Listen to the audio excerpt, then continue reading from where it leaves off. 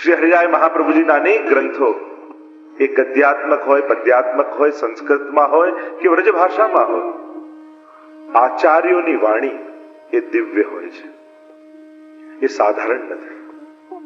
એમાં કેવલ શબ્દો નથી હોતા, એમાં સ્વના અનુભવો ભળેલા હોય છે.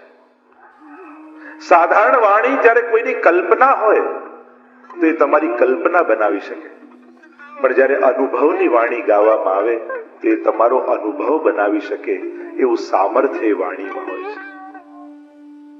અને એટલા માટે જ્યારે 3 દિવસ સુધી શ્રી મહાપ્રભુજીના સાનિધ્યમાં, કારણ કે આ વલ્લભ સાખીના મુખ્ય શ્રોતા કોણ?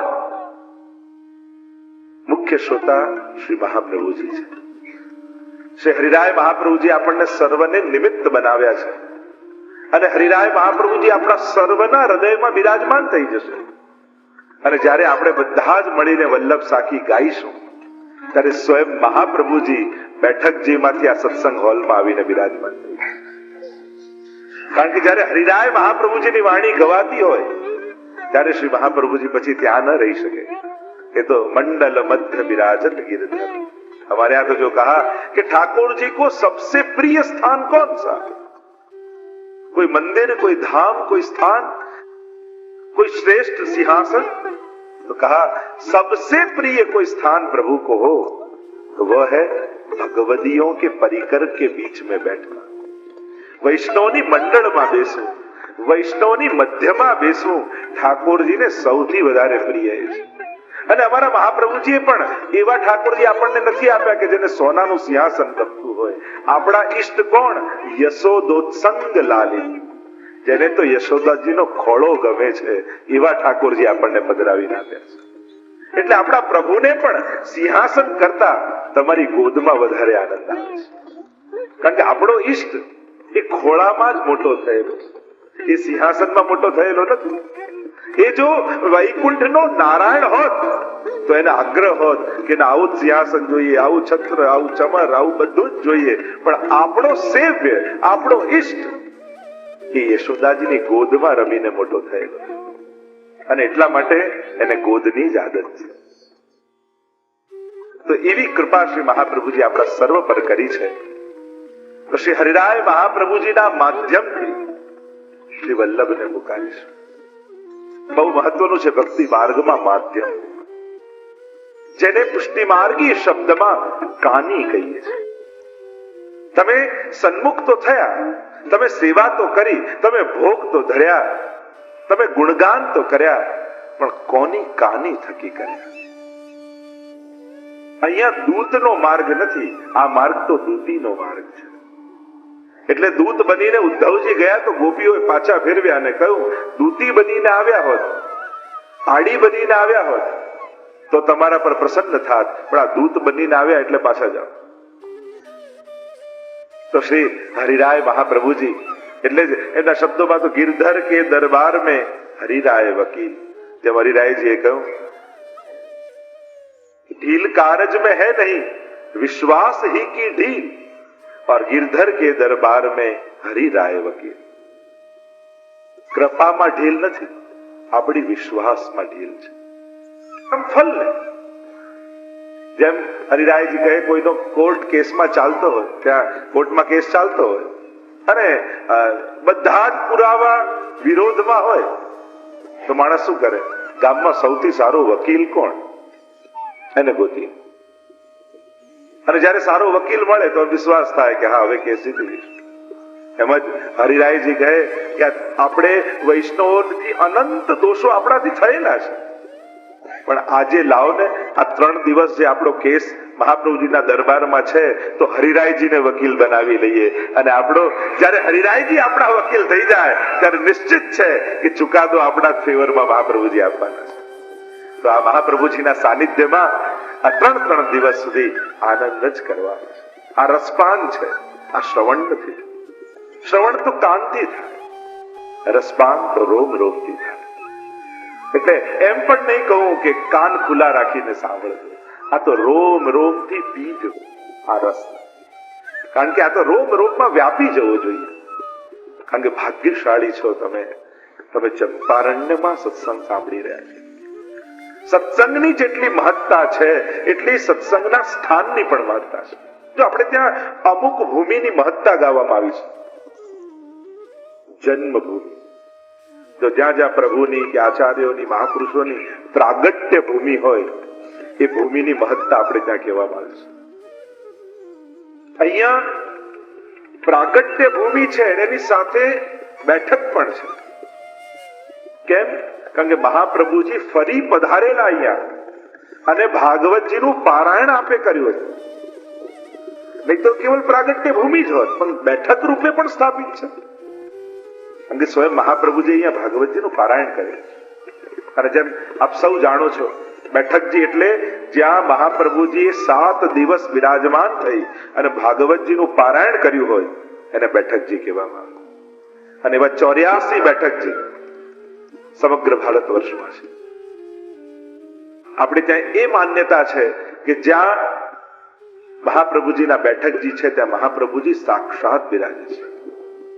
આપણે ત્યાં તો વાર્તા પ્રસંગમાં પ્રસંગો આવે છે ને કે જયારે મહાપ્રભુજી નિત્ય લીલામાં પધારી રહ્યા હતા અને ત્યારે પ્રશ્ન કરવામાં આવ્યો કે આપ ભૂતલનો ત્યાગ કરીને પધારો તો આપના સાક્ષાત અનુભવ અમને કઈ રીતે ભૂતલ પર થાય?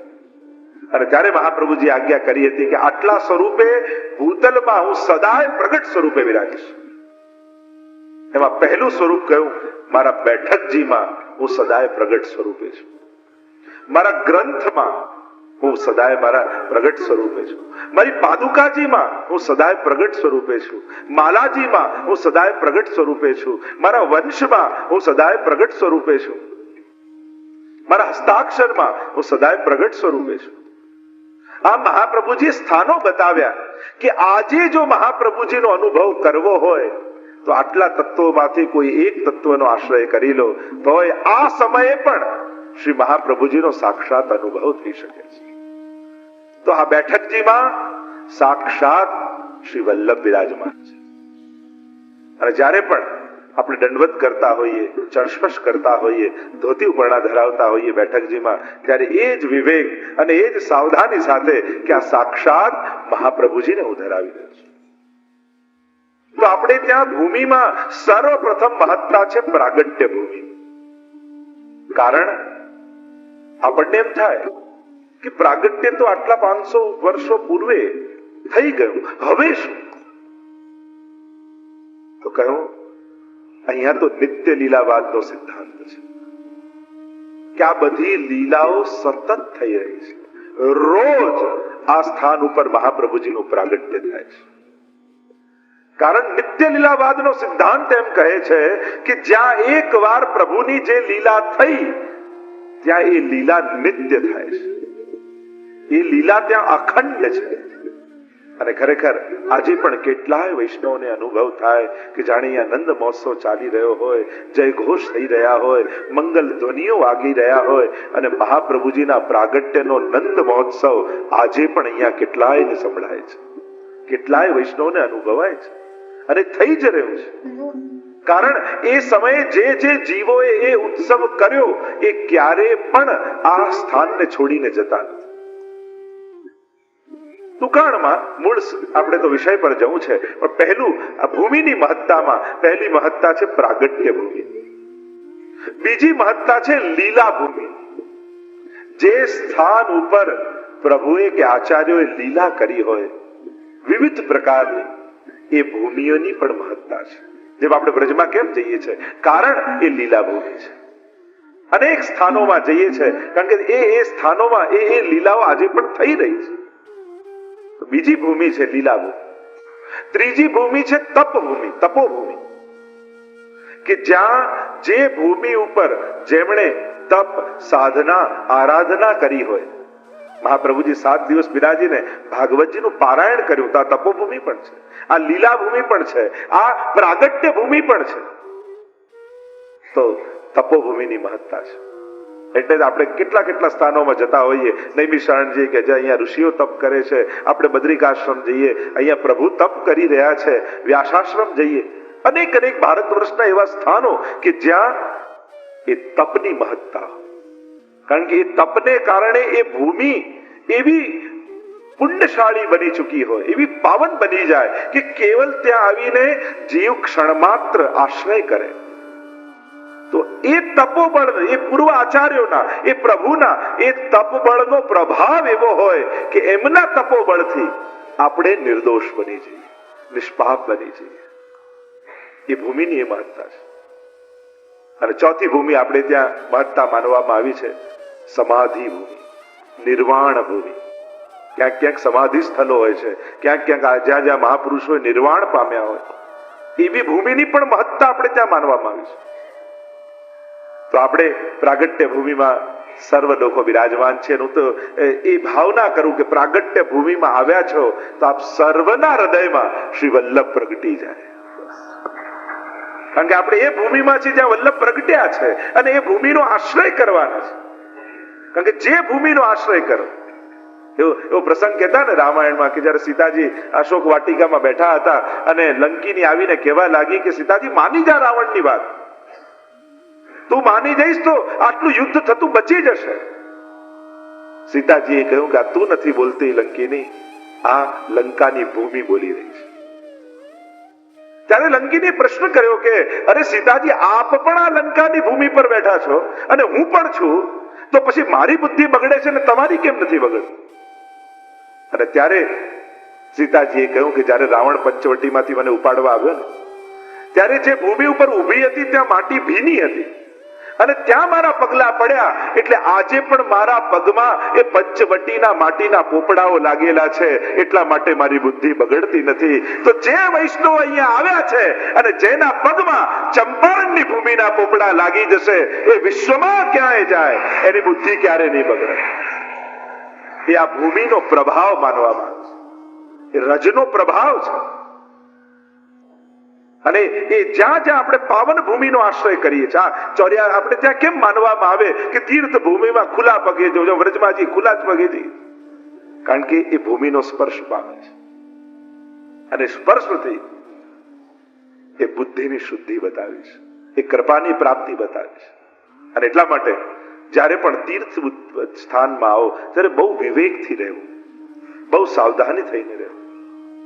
અન્ય જગ્યાએ તમે ગમે ત્યાં ગયા હો, પણ જ્યારે આચાર્યોની ભૂમિ, ભગવાનની ભૂમિ, ઋષિઓની ભૂમિ, દેવતાઓની ભૂમિમાં તમે હો ત્યારે રહેવાનો વિવેક જાળવી લેવો કે અહીંયા આ મારું ઘર નથી, હું કોઈ આચાર્યના ઘરમાં છું, હું ભગવાનની ભૂમિમાં છું, હું ઋષિઓની તપોભૂમિમાં છું. કારણ અલૌકિક સ્થાનોમાં જઈને જ્યારે લૌકિક કરીએ છીએ ત્યારે ત્યાંના અધિષ્ઠાતાઓને શ્રમ પડે છે, એમના તપમાં વિક્ષેપ પડે છે, એમના ભગવત નામમાં વિક્ષેપ પડે છે. એટલે એટલું સાવધાન રહેવું. અહીંયા મને મહાપ્રભુજી સાંભળે છે, ક્યાંક મારી કોઈ ક્રિયાથી શ્રી મહાપ્રભુજીને ભાગવતજીના પાઠ કરવામાં વિક્ષેપ ન પડી જાય એવી સાવધાની સાથે હું રહું. આટલો એક વિવેક, આટલી જાગૃતિ સાથે રહેવું પડે છે જ્યારે કોઈ તમે આવી દિવ્ય ભૂમિનો આશ્રય કરવા બેઠા હો ત્યારે. અને એટલા માટે જ કાલે મેં બધાને માળાજી આપ્યા કે બસ માલા ફેરો. આ 84 લાખના ફેરામાં ફરવાથી છૂટવું હોય તો આને ફેરવી લો, બાકી નહીં તો મન ફર્યા કરશે અને એ તમને ફેરવ્યા કરશે. એના કરતા ભગવત નામ ન જપીએ. બાકી લૌકિક તો આખું વર્ષ કરીએ છે, પણ જયારે આવા 3-5 દિવસ આપણને મળ્યા હોય, જેમ વાર્તા સાહિત્યના શબ્દમાં કહું તો 2 ઘડી જીવવાના આ ક્ષણો તો કરી લેવું, જપી લેવું. લૌકિકમાં કેમ હમણાં સારો સમય છે તો કમાઈ લઈએ, એમ અલૌકિક કમાવાનો તમારા બધાનો બહુ સારો ટાઈમ ચાલી રહ્યો છે, એટલે કમાઈ લો. આ 5 દિવસ એવા સુંદર ઠાકોરજી મહાપ્રભુજી આપ્યા છે કે જેટલું કમાવાય ભગવત નામ એટલું કમાય. અહીંયા લીધેલું એક નામ પણ અનંત ગણું ફળ આપનારું બતાવ્યું છે સાહેબ.